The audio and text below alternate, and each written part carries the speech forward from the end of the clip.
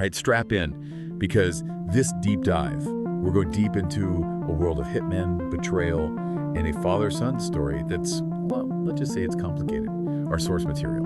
Yeah. You're gonna love this. It's a YouTube video, and the title is just incredible. Jason Statham is the Assassinator Hollywood movie. I mean, come on, you know someone's a serious fan with a title like that. Imagine the most extra screenshot here. We're talking giant font, maybe some explosions in the background, the whole 9 yards. It's YouTube, baby. And I'll admit, I kind of love it. But cheesy titles aside, expert speaker, I'm getting a lot more than just action flick vibes here. We got themes of mentorship, but like super messed up mentorship, the lines between work and family getting totally blurred, maybe even some existential questions about what it even means to have a career path. What's grabbing you right off the bat? You hit the nail on the head with the messed up mentorship thing. What gets me is how the movie frames this whole hitman life, almost like it's like an apprenticeship or something. And that's just chilling when you really let it sink in. We see this play out mainly between Arthur, who is like the ice king of assassins, totally ruthless and efficient, and Steve, the son of his old partner, who gets, gently nudged into this whole world. Okay, so for our listener who hasn't experienced this masterpiece of cinema, let's back up a sec. The YouTube video breaks down the mechanic, starring, of course, Jason Statham. Mm-hmm. And spoiler alert, it's a wild ride. So we meet Arthur. He's this stone-cold assassin, the best there is, basically. Methodical, emotionless, leaves no trace. We're talking seriously skilled, morally bankrupt kind of stuff here. But he's not a solo act. Right, he's got this whole shadowy organization behind him, which is where things get even shadier, if you can believe it. Their whole thing is secrecy on another level. Only Arthur and his partner in the field know what the job even is until they have to do it. And that partner is Harry, who, spoiler alert again, isn't long for this world. Because the organization, for reasons that, trust me, get a lot more twisted later, they decide Harry's got to go. Mm-hmm. And get this, they tap Arthur to do the deed. Talk about pressure at work, right? It's brutal. The movie just throws you right into the deep end with how ruthless this world is. Loyalty, friendship, none of it matters when the order comes down. It's a bleak picture, to say the least. And hold on, it gets even wilder. Because the gun Arthur uses to kill Harry, it was a gift. From an admiral, no less. It's like the movie saying Harry had a whole other life before this, which just makes you think, right, like what paths do we take that lead us to where we end up? So enter Harry's son, Steve. He's described as this lost, angry kid, prime target for, shall we say, a certain type of influence. And Arthur, maybe out of some sense of obligation or guilt or who even knows with this guy, he decides to take Steve under his wing. Which, begs the question, is this messed up mentorship Arthur trying to make things right? To atone for what he did? Or is there something else going on there? Can you even atone in a world like that? And here's where the movie really gets me, the training montage. Forget your typical running upstairs and punching meat. Arthur's methods are unique, to say the least. That's putting it mildly. We're talking disguises, deadpan deliveries, and get this, he makes Steve adopt a chihuahua. Hold up.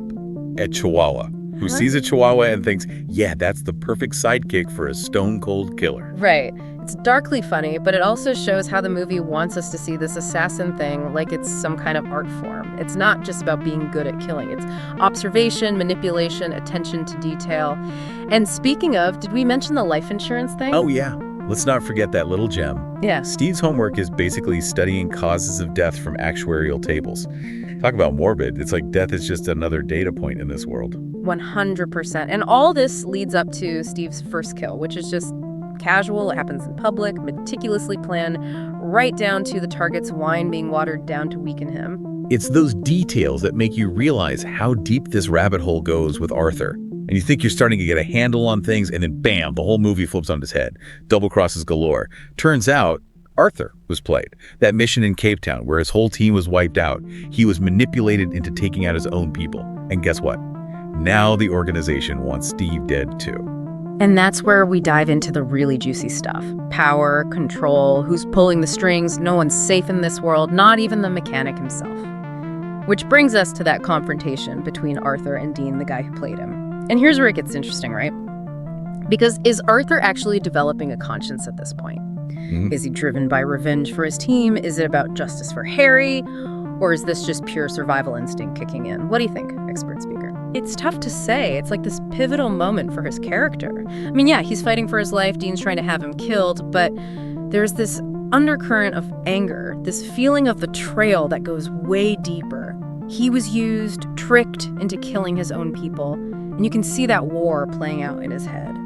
So we're not just talking about a cold-blooded killer anymore. This is a guy wrestling with some seriously heavy stuff. Yeah. I mean, that's got to mess with you, even if you are Jason Statham. Oh, absolutely. And it makes you think, right, if someone like Arthur, who's built his entire life around being detached, not letting things get to him, if he can be shaken like this, what does that say about the lines we draw in our own lives? Can you ever really separate yourself from the consequences of what you do, no matter what you do for a living? Deep stuff. Uh, And the movie doesn't shy away from it. It really makes you think twice about those lines we draw in the sand. But okay, speaking of lines being crossed, can we talk about that ending? Arthur gets away, right? But he leaves Steve behind with, essentially, the family business inheritance. The skills, the connections, the whole grim package. yeah, it's both kind of terrifying and hopeful, isn't it? Like, the movie just throws it out there as Steve destined to become the next Arthur. Is this life just gonna keep repeating itself? Seriously, is he hardwired for this because of his dad and now Arthur? Or can he actually break the cycle? And the movie doesn't give us an easy answer, which I think makes it stick with you even more. It totally does. It's that question that keeps rattling around in your head long after you've seen it. It's like, yeah, we're all dealt a hand in life, some better than others, but it's up to us how we play the cards we're given. Do we lean into the darkness, or do we try for something better, something more? You know what gets me? With all the action, the car chases, the fight scenes, and I'm not complaining, those were awesome. But what really stuck with me were those quieter moments. For sure. Let's roll. Like the scene in the church. So unexpected in a movie like this. Right. It's like a glimpse into another life Arthur could have had. A what if, you know? It makes you wonder if there's a part of him deep down that wants something different, something more meaningful than all this death and destruction. It's those moments that make this more than just another action flick. It's not afraid to go there with those bigger themes, those questions about redemption and what it means to be human, even when you're surrounded by, well, the opposite of that. And you can't talk about the mechanic without talking about the actors. Jason Statham as Arthur. Come on, that's iconic. He's got that way about him, you know? Conveys so much with just a look. You totally believe he's this ruthless assassin, but you also see these flashes of something else, like he's carrying the weight of it all. Totally agree. It's a credit to Statham that he can bring that depth to a role that, let's be honest, could have been pretty one-dimensional. And then you've got Ben Foster as Steve, so much raw energy. You never know what he's going to do next. They've got this energy between them, you know, this tension, this like begrudging respect, but you also know their whole relationship is built on this foundation of lies and manipulation.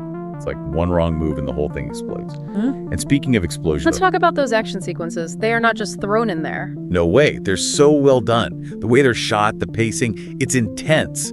But also, I don't know, there's a strange beauty to it. That's a great way to put it. It's like a beautifully choreographed dance of death and destruction. Yes.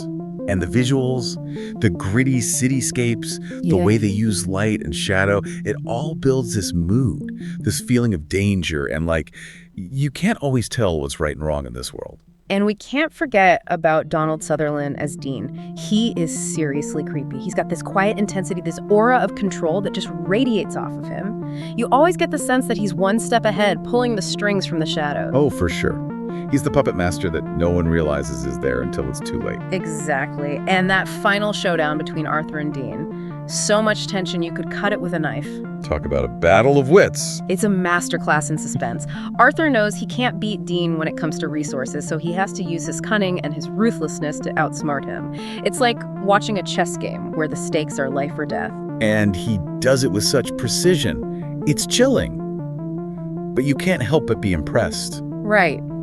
It's a reminder that sometimes the most dangerous weapon is your mind. And the way he uses Dean's own paranoia against him, so good. Oh, yeah. Like maybe being the guy pulling everyone's strings isn't all it's cracked up to be. Right. Talk about irony. Dean, this guy who lives for control, he ends up getting taken down by the very thing he thought made him untouchable. Proof that what goes around usually comes back around, even in a world as messed up as the mechanics. Karma's is a real thing, huh? Seems like it. But beyond all the action, the revenge, the whole shebang, what I think really makes this movie work is how it gets inside an assassin's head. It's not glamorizing the lifestyle, you know? It actually shows you the cost. the mental and emotional toll it takes. 100%. And we see it with Arthur, right? Like, yeah, he's got this whole compartmentalization thing down to a science, but there are these moments where you see through the cracks. You see the regret, even if he tries to hide it. Like when he goes to Harry's grave, you just feel the weight of that betrayal, the guilt eating at him. Yeah, it adds this whole other layer to his character. This sense of tragedy, like he's trapped in this life and there's no way out. Which circles us right back to that ending. Yeah. Leaving Steve's fate up in the air. Bold move. Yeah. It's like the movie's saying, hey, sometimes these cycles, they're hard to break. Totally. Like it's asking us, the audience, what would you do? If you were Steve, with everything he's inherited, the legacy, the skills, would you follow the same path? Or would you try to escape it? Heavy stuff. And it stays with you. It really does. For me, that's the mark of a truly great film. It entertains you, sure, but it also makes you think, makes you question, and maybe even makes you a little uncomfortable with the answers you come up with. So true. Okay, so we've covered the plot, the characters, the explosions. But for me, what makes the mechanics stand out is how it plays with those classic action movie tropes. This isn't just popcorn entertainment, right? This is a movie with some depth, some real grit to it.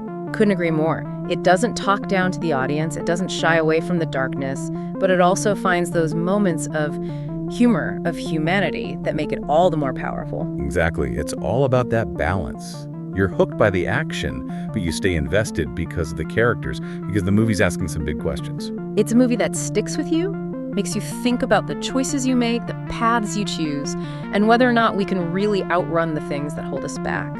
And on that note, that's a wrap on The Mechanic. Huge thanks to you, expert speaker, for breaking down this wild ride with me. And to all of you listening, we want to hear from you. Head over to social media and let us know your take. Was Arthur's ending a moment of redemption, resignation, or something else entirely? Let the debate begin.